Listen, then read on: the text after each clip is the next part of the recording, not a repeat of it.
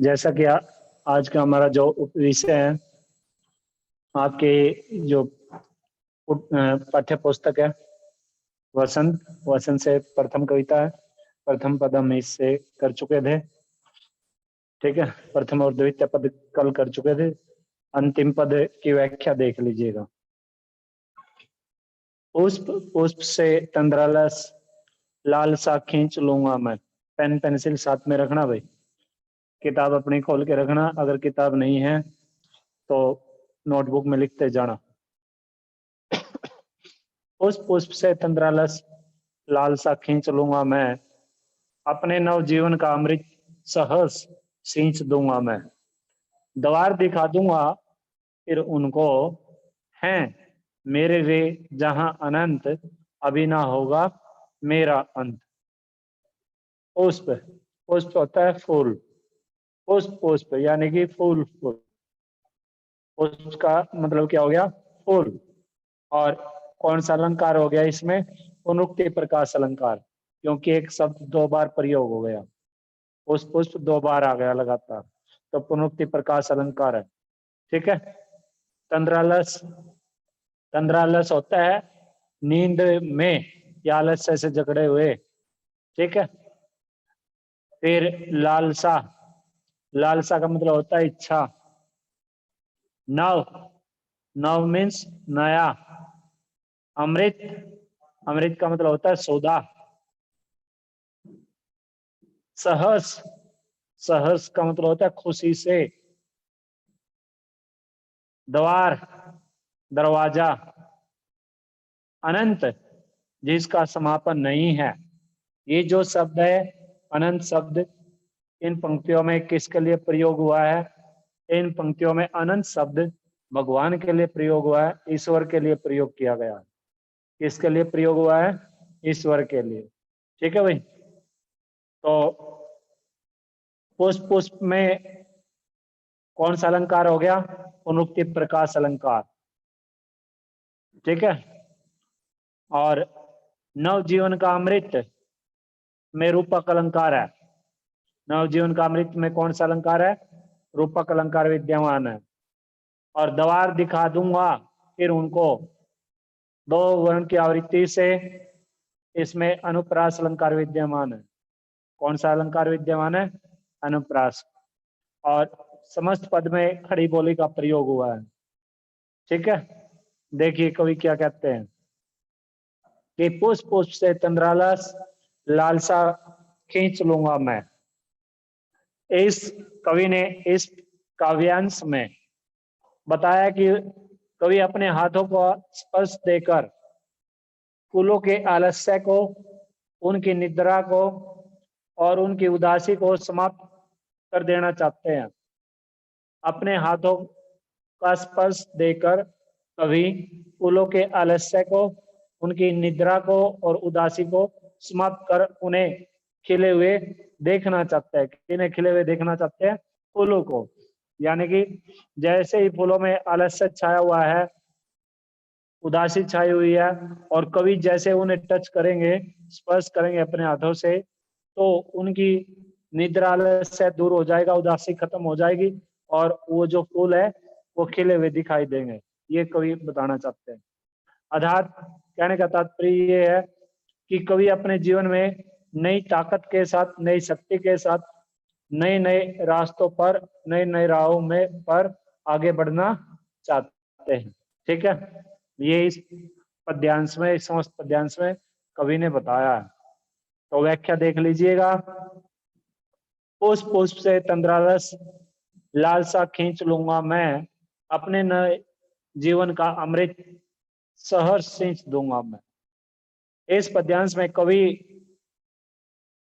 कवि ने फूलों पर जो आलस्य छाया हुआ है, उस आलस्य को, उस निद्रा को, उस उदासी को कवि, जो आलस्य फूलों पर छाया हुआ है, जो निद्रा फूलों ने ली हुई है, जो उदासी फूलों के ऊपर विराजमान है, उसे कवि हटाकर, दूर कर कर, उसे समाप्त कर कर कवि उन फूलों को चुस्त और जागरूक बनाना चाहते हैं।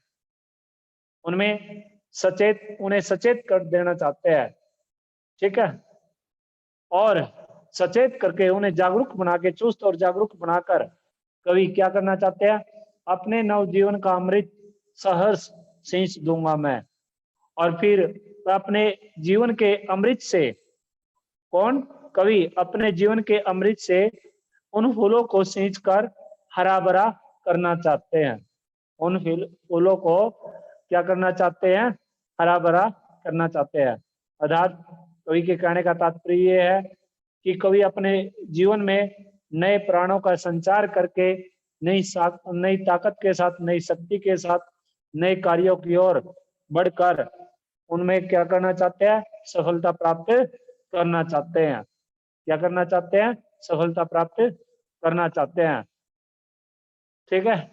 द्वार दिखा दूंगा फिर उनको, हैं मेरे वे जहां अनंत, अभी ना होगा मेरा अंत। और कवि का मानना है कि उसका अंत अभी बहुत ही दूर है, उसे जीवन में बहुत सारे कार्य करने हैं। कवि प्रत्येक फूल से उसके आलस्य को और उसकी निद्रा को, उसकी उदासी को छीन कर, उन्हें दूर कर उन्हें लंबे समय तक खिले हुए देखना चाहते हैं, ताकि वे अनंत काल तक क्या बने रहे, अनंत काल तक, यानी कि एक लंबे समय तक खिलकर अपनी सुंदरता को, अपनी चमक को, अपनी आभा को बिखेरते रहे, अपनी आभा को बिखेरते रहे। और हकीकत में, वास्तव में देखें, वास्तव में कवि अपने जीवन की चमक और कर्तव्य भावना को यशस्वी बनाकर वसंत की हरियाली की भांति चारों ओर बिखेरना चाहते हैं। यानी कि कहने का तात्पर्य क्या हो गया कवि का अंतिम पंक्तियों में, कि जैसे वसंत अपनी हरियाली को चारों ओर बिखेर देती है और चारों ओर आनंद की अनुभूति प्राप्त होती है, ऐसे ही वसंत की भांति कवि भी अपनी चमक को, अपनी कर्तव्य भावना को प्रसिद्धि प्राप्त कर क्या करना चाहते हैं, पूरे संसार में प्रसिद्ध होना चाहते हैं। चारों ओर अपनी विचारधारा को, संसार के प्रत्येक कोने कोने में अपनी विचारधारा को फैलाना चाहते हैं। और वे अपने अदृश्य व अनंत से उन्हें सप्राण भेंट करना चाहते हैं। किससे सप्राण भेंट करना चाहते हैं, अपने अदृश्य व अनंत से, यानी कि परमपिता परमात्मा से, ठीक है। और इस तरह से कवि का अभी अंत नहीं हो सकता, क्योंकि कवि ने अभी तो जन्म लिया है और अभी तो कवि को इस संसार में बहुत सारे कार्य करने हैं और उन कामों में कवि को सफलता प्राप्त करनी है और कवि को आगे अपने जीवन में अभी तो बहुत आगे बढ़ना है। इसलिए कवि अपने अंदर जिस प्रकार से फूलों के अंदर आलस्य जकड़ा हुआ है, निद्रा ने फूलों को जकड़ रखा है, उनके अंदर उदासी छाई हुई है, कवि उन फूलों की भांति अपने अंदर आलस्य या उदासी या निद्रा को अपने अंदर नहीं रखना चाहते। वो एक सचेत फूल की भांति खिलकर अपने कार्यों को अग्रसर करना चाहते, आगे बढ़ाना चाहते हैं। ये कवि का इन पंक्तियों की जो व्याख्या है ये है, ठीक है। तो अब देखिए, जैसे मान लो ये है, द्वार दिखा दूंगा फिर उनको, मेरे वे जहां आनंद। इस पंक्ति के माध्यम से कवि यही बात बताना चाहते हैं कि वे प्रकृति को जीवंत रूप में अपने जीवन के समान यशस्वी, तेजस्वी और कीर्तिमय बनाकर उस अनंत से मिलाना चाहते हैं जो अदृश्य व निराकार है। और जो अदृश्य और निराकार है, जो ये शब्द है, ये किसके लिए प्रयोग किए हैं कवि ने, ये परमपिता परमात्मा के लिए प्रयोग किए हैं, ईश्वर के लिए प्रयोग किए हैं, ठीक है। चलिए, ये आपका अनुवाद था। अब इसमें से कुछ प्रश्न पूछ लेते हैं, ठीक है। अंतिम पंक्ति जैसे ये है, कवि पुष्पों को किस रूप में देखना चाहते हैं और उनमें क्या परिवर्तन चाहते हैं। कवि पुष्पों को किस रूप में देखना चाहते हैं, नए जीवन के रूप में कवि उन्हें देखना चाहते हैं और उनमें आलस्य, निद्रा व उदासी जो दिखाई देती है फूलों के अंदर, कवि अपने स्पर्श से उस उदासी को, उस आलस्य को, उस निद्रा को दूर भगा देना चाहते हैं और उन्हें एक लंबे समय तक खिले हुए, महकते हुए देखना चाहते हैं। फिर कवि प्रकृति को अपनी ओर से क्या देना चाहते हैं? कवि प्रकृति को अपनी ओर से हरा भरा, सुंदर, प्राणवान, आश्वासन देखना चाहते हैं। यानी कि कवि प्रकृति को हरी भरी देखना चाहते हैं, सुंदर देखना चाहते हैं, सजीव देखना चाहते हैं। ठीक है, ये इसमें 2-3 प्रश्न बनते थे। अब इसमें जो अभ्यास के हैं, अभ्यास के प्रश्न देख लीजिएगा आप। ठीक है, कवि को ऐसा विश्वास क्यों है कि उसका अंत अभी नहीं हो सकता? कवि को ऐसा विश्वास इसलिए है कि उसका अंत अभी नहीं होगा, क्योंकि उसे लगता है कि उसके वन रूपी जीवन में अभी अभी तो वसंत आया है। जिस प्रकार वसंत के आने पर प्रकृति खिल उठती है, चारों जगमगा उठती है, वैसे उसके मन में भी नया जोश और उमंग आ जाती है। किसके मन में? कवि के मन में भी नया जोश और नई उमंग आ जाती है और वह अपने जीवन में नए नए कार्य करके अपनी चमक को वसंत की भांति चारों ओर फैलाकर यश कमाना चाहते हैं, अपना नाम कमाना चाहते हैं। कौन अपना नाम कमाना चाहते हैं? कवि सूर्यकांत त्रिपाठी निराला जी। ठीक है, आगे चलिए। फूलों को अनंत तक विकसित करने के लिए कवि कौन कौन सा प्रयास करता है? फूलों को अनंत तक विकसित करने के लिए कवि अपने प्रभात के होने का एहसास दिखाना चाहते हैं और कवि अपने हाथों के कोमल स्पर्श से उनके आलस्य को, उनकी निद्रा को, उनकी उदासी को, उनकी निराशा को दूर करके उन्हें लंबे समय तक खिले रहने के लिए प्रेरित करना चाहते हैं।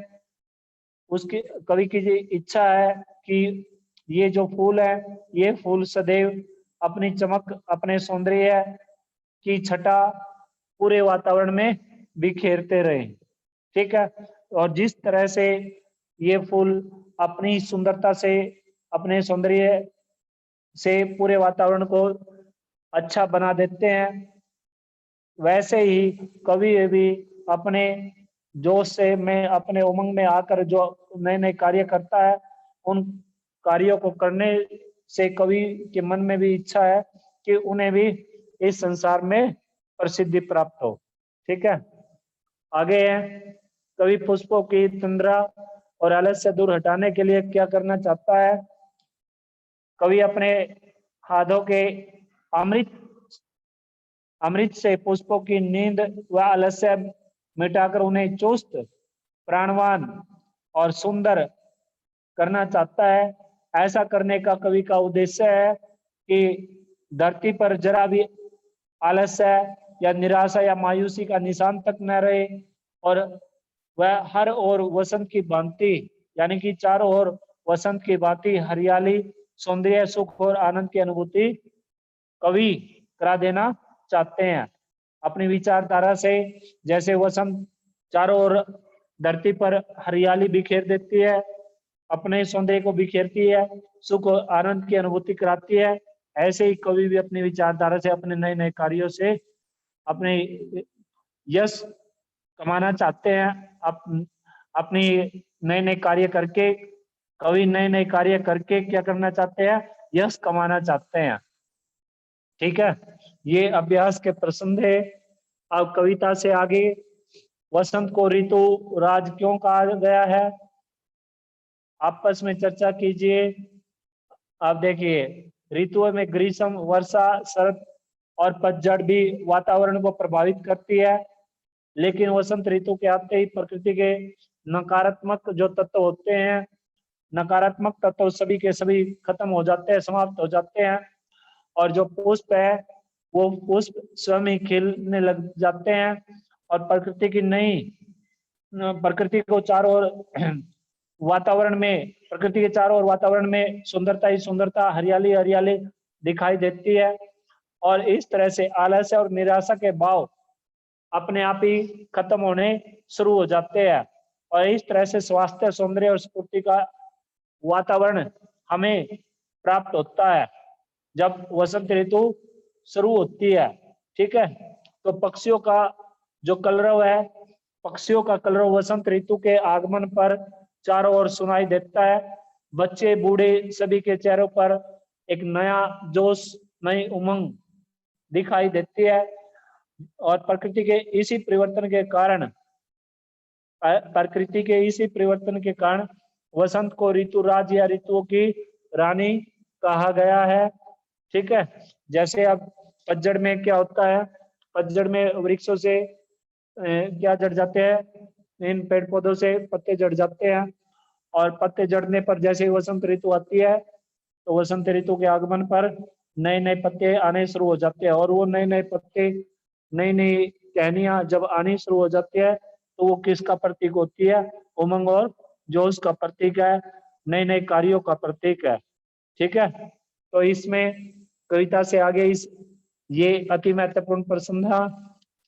अब आप आगे चलिए, जो इसमें अन्य अभ्यास के प्रश्न हो सकते हैं और जो अन्य महत्वपूर्ण परीक्षा उपयोगी प्रश्न हो सकते हैं, उन पर परिचर्चा करेंगे इस कविता से। चलिए, अब सबसे पहले ये जो कविता है, इस कविता में कवि ने किस प्रकार का चित्रण किया है। इस कविता में कवि ने प्रकृति चित्रण किया, प्रकृति के संदर्भ में बताया है। यह चित्रण अत्यंत मनोहारी है, मन को खुश कर देने वाला है।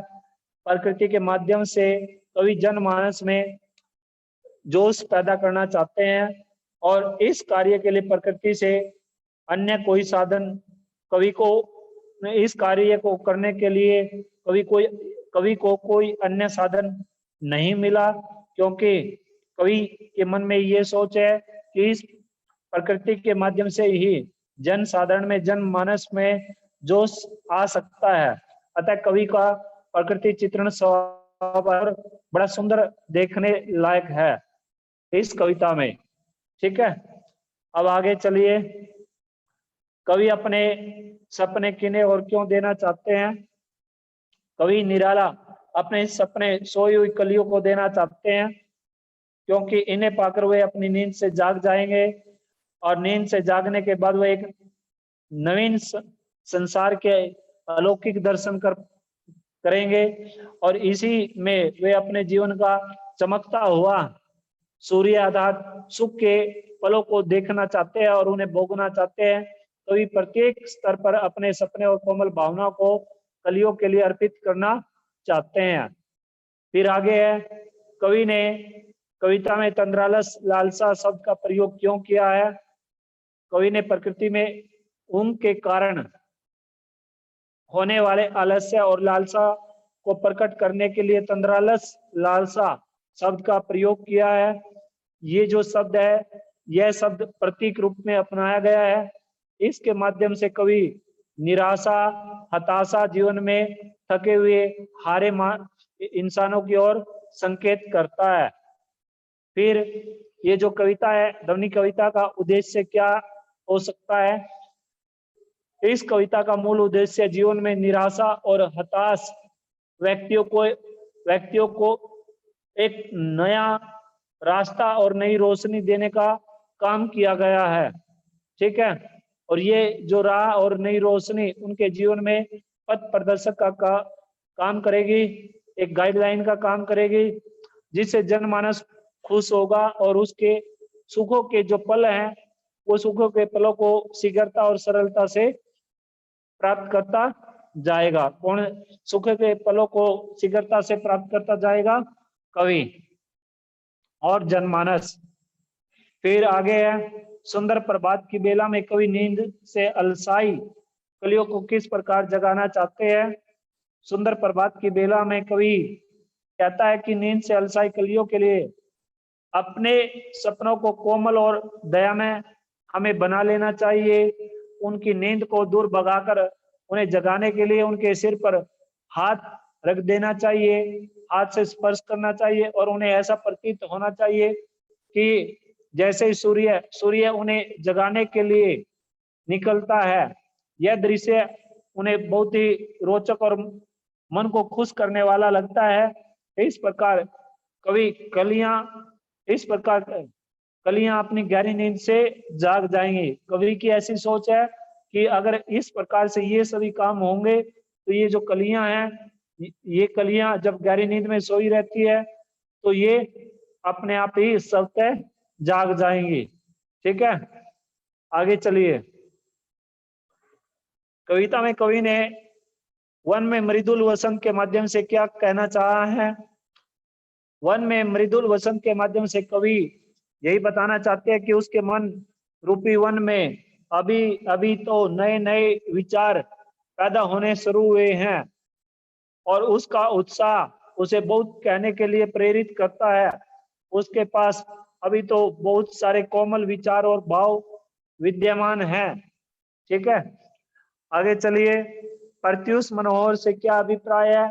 प्रत्यूष मनोहर से अभिप्राय यही है कि मन को जीत लेने वाला सवेरा, यानी कि प्रातः या सवेरा सभी के मन को सुख और ताजगी देता है और कवि भी अपनी कविता से सभी को सुख देना चाहते हैं और उनके जीवन की थकान को मिटा देना चाहते हैं, ताकि जो कोई भी व्यक्ति कवि की इस कविता को पढ़ेगा उसके अंदर की जो थकान है वो दूर भाग जाएगी और नया जोश, नई उमंग उसके अंदर पैदा होगी। आगे चलिए। कवि पौधों और कलियों के साथ क्या करना चाहता है? कवि पौधों और कलियों के साथ क्या क्या करना चाहता है? कवि पौधों और कलियों के साथ बहुत कुछ करना चाहता है, क्योंकि कवि चाहते हैं कि सौपन भरे कोमल कोमल हाथों को से अलसाई हुई कलियों पर जब कवि अपने हाथ फेरेंगे तो वो कलियों को प्रभात के आने का वो संदेश दे दी। वो जो कलियां हैं वो सवेरा होने का संदेश देंगे, अर्थात वो अपनी निद्रा से, अपनी निराशा से, अपने आलस्य से दूर हो जाएंगे, यानी कि आलस्य को त्याग देंगे और इस प्रकार से खुशी खुशी से अपने जीवन के अमृत से उन्हें सींच कर कवि हरा भरा करना चाहते हैं। किन्हें हरा भरा करना चाहते हैं? कलियों को। और इस तरह से कवि पौधों और कलियों के साथ अनेक तरह के एक्सपेरिमेंट करना चाहते हैं। फिर आगे है, कवि ने कविता में किस प्रकार के कार्य की बात कही है? कवि ने अपनी कविता में कल्पनाशील कार्य करने की बात कही है।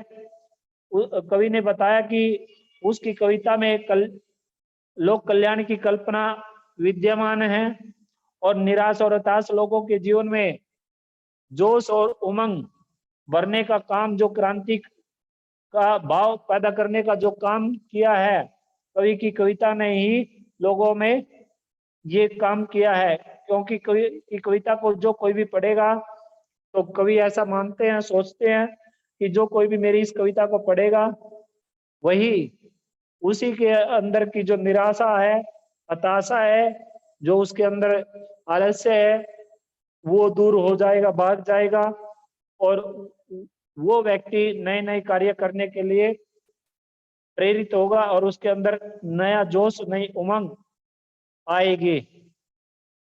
आगे है, कवि निराला ने फूलों के विषय में क्या बात कही है? कवि निराला कहते हैं कि प्रत्येक फूल से उमंग के कारण होने वाले आलस्य को वो निकाल कर दूर कर देंगे, यानी कि निकाल फेंकेंगे और उन पर अपने नए जीवन की खुशियों को बरसाने की बात कवि कहते हैं। ठीक है, यानी कि ये जो प्रत्येक फूल है, पुष्प, उस पर जो अंतिम पद में बताया है, पुष्प से तंद्रा लालसा खींच लूंगा मैं, यानी कि हर एक फूल पर जो प्रत्येक फूल जो आलस्य से जकड़ा हुआ है, निराशा से जकड़ा हुआ है, उस निराशा को कवि दूर कर देना चाहते हैं और उस निराशा को दूर कर कर कवि उनमें नया जोश, नया उमंग भरकर, यानी कि उन्हें एक लंबे चिरकाल तक, एक लंबे समय तक खिला हुआ देखना चाहते हैं, महकते हुए देखना चाहते हैं। ठीक है, ये कवि की इस कविता में अब इस कविता के माध्यम से कवि की ऐसी सोच है। ये थे आपके अन्य महत्वपूर्ण परीक्षा उपयोगी प्रश्न। अब इसमें जो विकल्पीय प्रश्न है, वो विकल्पीय प्रश्न कितने बन सकते हैं वो देख लीजिएगा आप। सबसे पहले इस कविता के कवि कौन है? ध्वनि कविता के कवि कौन है? ध्वनि कविता के कवि सूर्यकांत त्रिपाठी निराला जी हैं। कौन है? सूर्यकांत त्रिपाठी निराला जी। आगे है, कवि के किस में अभी अभी वसंत आया है? वन में, मन में, तन में, धन में। यानी कि कवि के मन में, कवि के वन में, वन में अभी अभी वसंत रूपी वन विद्यमान हुआ है। यानी कि कवि के अभी अभी क्या आया है? वन। फिर कवि का अभी क्या नहीं हो सकता? अंत नहीं हो सकता, क्योंकि कवि बार बार यही बात कहते हैं, यही बात दोहरा रहे हैं कि अभी ना होगा मेरा अंत। हरे भरे कवि को क्या दिखाई देते हैं? वस्त्र दिखाई देते हैं, घास दिखाई देता है, या बगीचे दिखाई देते हैं, या पात दिखाई देते हैं। कवि को हरे हरे, ये जो दूसरा पद है, हरे हरे ये पात, डालिया कलिया कोमल गात, तो कवि को हरे हरे क्या दिखाई देते हैं? पात। यानी कि पात का मतलब क्या होता है? पत्ते। कवि को कलियां कैसी लगती हैं? कवि को कलियां निद्रित निद्रित दिखाई देती हैं। फिर प्रत्यूष दिन का कौन सा भाग होता है? प्रत्यूष दिन का सवेरे का भाग होता है। ना तो रात का होता, न संध्या का होता, ना दोपहर का होता। तो ये प्रत्यूष जो शब्द है, ये किस रूप में प्रयोग हुआ है? यानी कि सवेरे के रूप में। ठीक है। फिर द्वार दिखा दूंगा फिर उनको में कौन सा अलंकार विद्यमान है? ये मैंने उस समय भी बताया था आपको जब व्याख्या की थी। तो द वर्ण के, दो वर्ण की आवृत्ति से इसमें अनुप्रास अलंकार विद्यमान है। मृदुल शब्द का प्रयोग कवि ने इस कविता में किस रूप में किया है? कवि ने मृदुल शब्द का प्रयोग इस कविता में कोमलता के लिए किया है। इसके लिए किया है?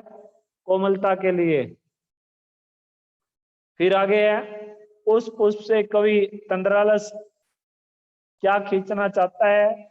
उस पुष्प से कवि तंद्रालस लालसा को खींचना चाहते हैं। फिर आगे, कलियों का गीत कैसा लगता है? कवि कलियों का जो गीत है वो कोमल लगता है। कैसा लगता है? कोमल। फिर ध्वनि कविता में किस ऋतु का नाम आया है? ग्रीष्म ऋतु का, या पावस का, या शरद का, या वसंत ऋतु का? इस कविता में वसंत ऋतु का नाम आया है। कौन सी ऋतु का नाम आया है? वसंत ऋतु का। प्रत्यूष को कवि ने कैसा माना है? प्रत्यूष को कवि ने मनोहर माना है। मनोहर, कैसा माना है? मनोरम, या मनोभव, या मनोज्य, या मनोहर? मनोहर, मन को हरने वाला, मन को खुश कर देने वाला।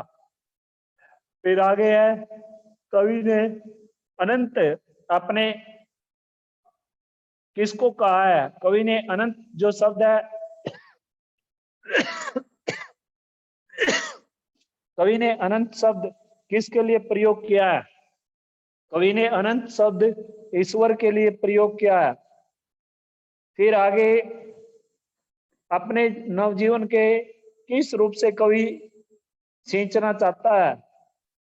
अमृत रूपी नवजीवन से कवि ये जो तंद्रालस भरे हुए जो पुष्प है, यानी कि ये जो पुष्प है जिनके अंदर निराशा हताशा भरी हुई है, उस निराशा हताशा को दूर कर कर कवि अमृत रूपी नवजीवन से उन्हें सींच देना चाहते हैं। अंतिम इसमें से देखेंगे, कवि ने स्वपन मृदुल किसे कहा है? कवि ने स्वपन मृदुल हाथों को, यानी कि कर को कहा है। कर, ठीक है, हाथों को, न तो मुंह को, न आंखों को, न पगों को। किसको कहा है? कर को, यानी कर मीन्स हाथों को। ये जो कविता थी ये आपकी समाप्त हो गई है। तो इसमें से अगर आपको कुछ पूछना है तो आप पूछ सकते हो।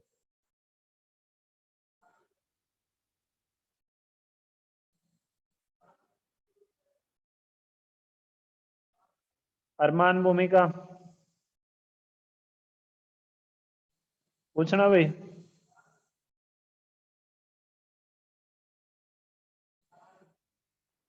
राजन सर